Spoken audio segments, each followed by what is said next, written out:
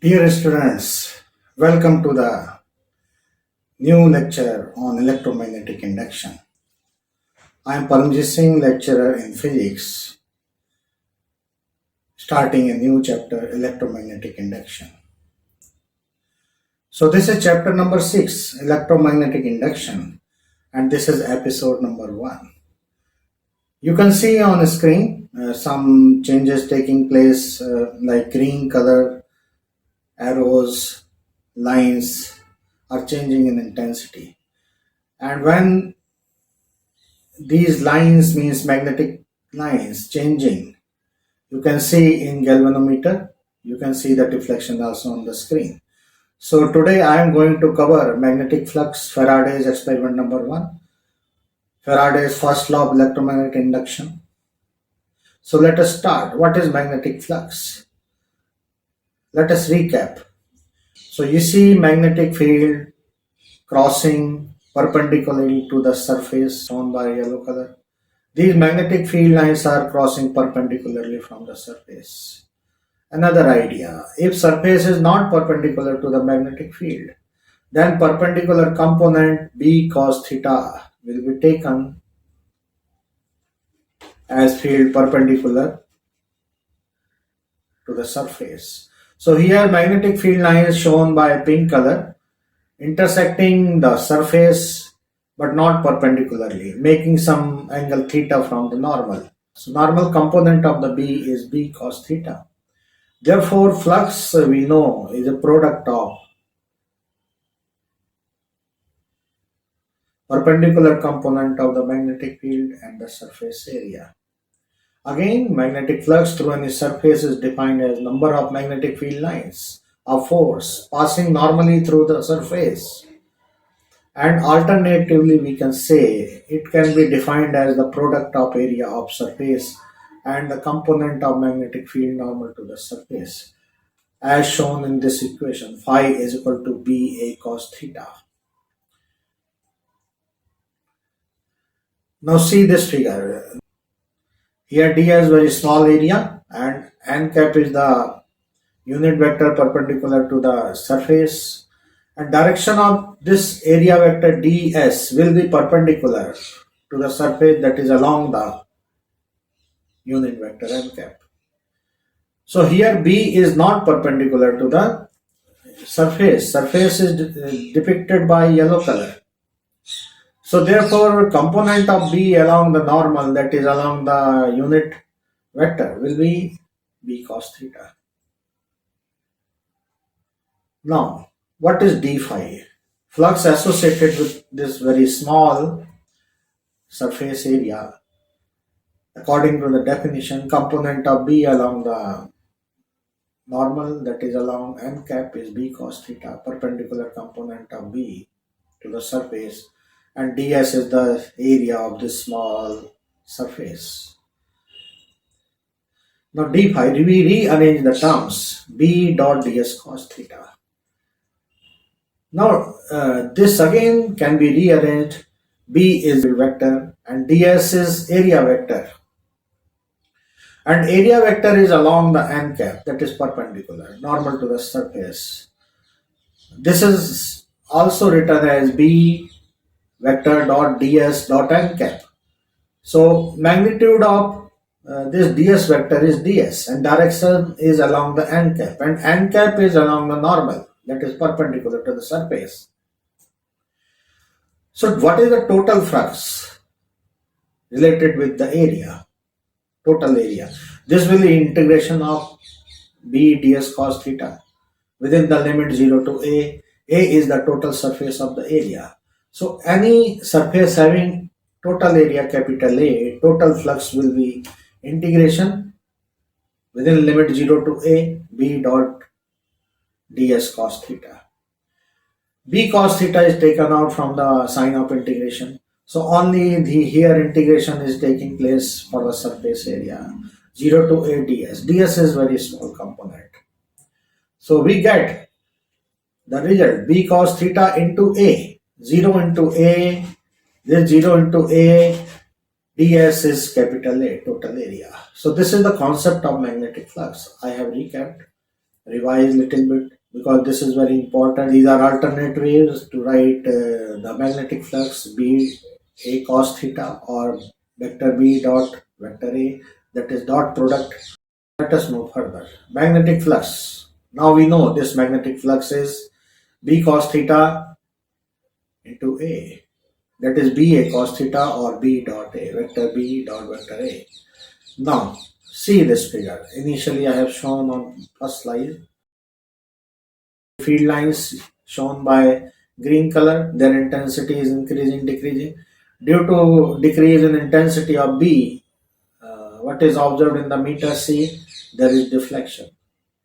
And direction of deflection opposes.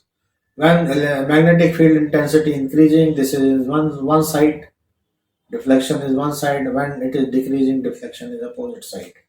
So this is very important, direction of deflection. Later we will understand why this is happening. So this GIF on the screen showing some glimpses of electromagnetic induction, and current is produced due to electromagnetic induction. Due to change in magnetic field intensity, current is induced. We have to study this phenomena. So let us start. D phi is equal to B dot ds, flux of very small area. So how can we change the magnetic flux? Because changing the magnetic flux is producing electric current as shown in this GIF on right side of the screen. You can see the figure. So how can we change magnetic flux across the coil? Here this is a coil. You can see this is a coil, spring-like structure. We also call it solenoid, and this is simply we can call it coil, and this is made up of copper. So across a coil, when magnetic flux changes, current is induced, and which we can show through galvanometer or any apparatus measuring the current, like a meter also. So change in magnetic flux can be brought by changing the strength of magnetic field. So I am correlating with formula also. B is magnetic field intensity. So if we change the magnetic field intensity, magnetic flux will change across the coil as happening in this GIF. Intensity is increasing or decreasing. Now area of cross section of the coil. If we change the area of cross section of the coil, we can change the magnetic flux. Orientation of the coil with the magnetic field. The angle between magnetic field and the coil. Changing the orientation can also change the magnetic flux. Or combination of the above mentioned three parameters. Any one parameter or any two parameters, or if all the three parameters are changed, magnetic flux linked with coil can be changed. Now we come to new slide, Faraday experiment number 1. Magnet versus coil. So Faraday took a coil and connected galvanometer. You can see in galvanometer pointer is at 0,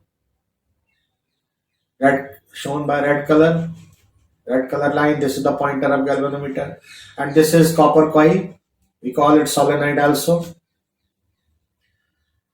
And this is magnet. Magnetic field lines are shown by these lines emerging from north and terminating at south, inside from south to north. This is the magnet placed near the coil. You see nothing is taking place in the coil. No current is flowing still. You see this red color pointer is still at the center. Galvanometer is a device which shows deflection, and if current passes, it shows the deflection. Otherwise, if there is no current, galvanometer doesn't show any deflection. Now, Faraday started moving the magnet towards the coil. Now see what is the change. You see needle of the galvanometer now deflected towards one side. towards one side. Arrow is denoting. And at the same time, current is flowing in the coil. If I observe from this side, direction of current is clockwise, appears to be clockwise in the direction of my cursor. So when direction is clockwise, there is a rule and called AND rule. If you observe any coil and you find direction of current is clockwise, that end will become south and another end will become north, which is happening here. If we observe from this side, from side of the magnet, direction of current will appear anti-clockwise. So AND rule says that if direction of current in a coil, if you observe from one side, appears clockwise, that end of the coil become S. And if direction appears anti-clockwise, that end becomes N. So here this solenoid has become an electromagnet. And current started flowing in the coil. So due to current, this solenoid has become magnet. And needle of galvanometer deflected towards one side. This was performed by the Faraday. Now I have stopped the magnet. You see, everything is stopped. No current in the coil. So now here when N pole is developed, when N pole of magnet is approaching to the coil. Now here why N pole is developed? When N pole of the magnet is approaching the coil, N pole means north pole. So why north pole is developing here when north pole is approaching? This is the question here. You have to think over it. Later on, automatically you will get the answer. Now another experiment, magnet versus coil. One more experiment. Coil, needle of galvanometer at 0. Magnet is at rest. No current in the coil. Now see, south pole is moving towards the coil. Now results have changed. Now deflection of galvanometer needle pointer is towards other side because direction of current has reversed.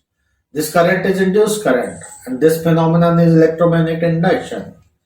This current is induced current and phenomenon is electromagnetic induction.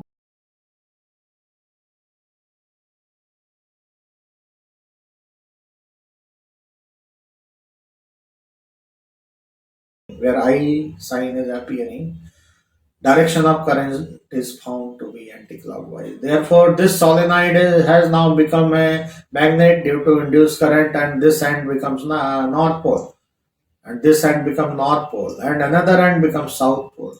If we observe from side of the magnet, end of the coil will show direction clockwise. So this end becomes as south pole. So everything has changed. Polarity of solenoid changed, direction of current is changed, and now south pole is moving towards the coil. This is the experiment which I am showing through animation. Beautiful animation, very clear to understand. Now again question arises, why S pole is developed? When S pole of the magnet is approaching the solenoid. This is again another question. Earlier one north pole of magnet was approaching. So closer end of the solenoid was becoming north. Now when S pole is approaching, closer end of the solenoid becomes S. So you see, when S pole is approaching, same polarity is taking place in the coil S. And when N pole is approaching, nearer end also becomes north. Why? This is to think. We will get some answer later on. I'm keeping it unanswered so that you apply some logic. Now we know phi is equal to BA cos theta. How the change in magnetic flux link with the coil taking place? Answer. Relative to the position of the coil and the magnet, this is changing. When magnet approaching the coil, relative position is changing. What is happening? Magnetic lines of force cutting at different angles. That is theta is changing. Here cross sectional area of the coil is constant. So due to this angle between the lines, magnetic field lines crossing the coil, magnetic field lines crossing the coil, and that angle is changing. Due to change in angle, this is happening. Magnetic flux is changing. Number of magnetic field lines changing. Again, when magnet is coming closer, more and more magnetic field lines cutting the coil. So therefore, B is changing. This is the figure. Again, you can understand from the figure. See, magnet coming closer, north pole is developed. You see these magnetic field lines entering, cutting the coil. So when magnet is approaching the solenoid, these magnetic lines are changing the angle with respect to the coil. That is, theta is changing. And at the same time, more magnetic field lines are entering. So B is also increasing, B is also changing. But here area is constant. So here change in magnetic flux is due to change in B and due to change in theta. Area of the coil is constant.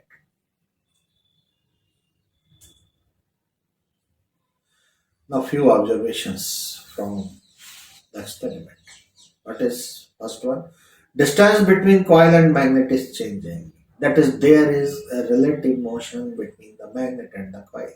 It means relative motion between magnet and the coil causing electromagnetic induction, inducing current in the coil, producing induced EMF across the ends of the coil. So due to this, there is an induced polarity of magnetism N and S in the ends of the coil due to induced current. Now, direction of current through the galvanometer reverses when the pole of the magnet is changed and brought close to the nearer end of the coil, and hence the deflection in the galvanometer as well. We have seen it. Now, why this phenomena is taking place? One more aspect, that the induced current or induced EMF exists only as long as there is a relative motion between the coil and the magnet. Once the relative motion stops, induced current, induced EMF also disappear. We have seen it. So there should be relative motion. Either we bring magnet closer to the coil, coil is at rest. Either we fix the magnet, bring coil closer to the magnet. Or another way, both are coming closer to the each other. Or both are separating from each other.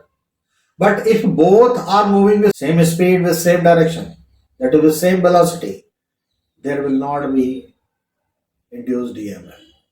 EMI, electromagnetic induction, will not take place. If both are at rest, again electromagnetic induction will not take place. There will be no induced current. There will be no polarity across the ends of the coil. So this is the relative motion. Due to relative motion, what is happening? I have already explained. Theta is changing, B is changing.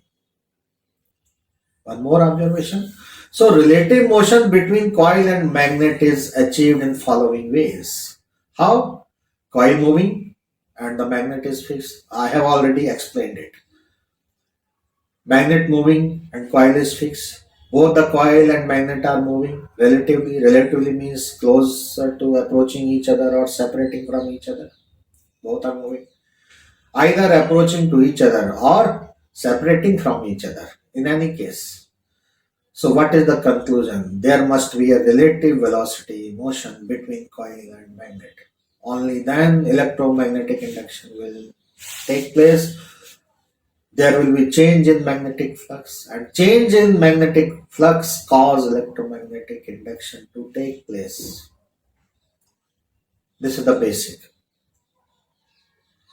So what is the crux of today's lecture? What is the crux? Magnetic flux linked associated with the coil changes due to relative motion between the positions of the coil and the magnet. As a result, current is induced and EMF is induced in a coil, which exists only as long as there is a relative motion between the coil and the magnet. Once the relative motion stops, induced current or induced EMF also disappear. That is, change in magnetic flux now no longer exists. That's why induced EMF or induced current disappear. So now finally, what is the first law statement? Faraday's first law of electromagnetic induction. This is the proper statement here. You can see on the screen. Statement: whenever the flux of magnetic field linked associated with the coil or through the area bounded by a closed loop changes, as a result an EMF and hence electric current is produced in the coil or loop. This is the first law. And this induced current exists till there is relative motion, there is change in magnetic flux. In absence of relative motion, in absence of change in magnetic flux, this induced current or induced EMF also disappears. This is first law of Faraday. So this change exists till there is relative motion or till there is change in magnetic flux. Once the magnetic flux change stops, once the relative motion stops, phenomenon also disappears. This is the first law. So the experiment conducted by Faraday and results conclusion is the first law of Faraday, first law of electromagnetic induction given by the Faraday. So dear students, today I stop my first episode here. I hope you have enjoyed and feedback is always appreciated. So till then next episode, bye bye, take care. God bless you. Thank you very much.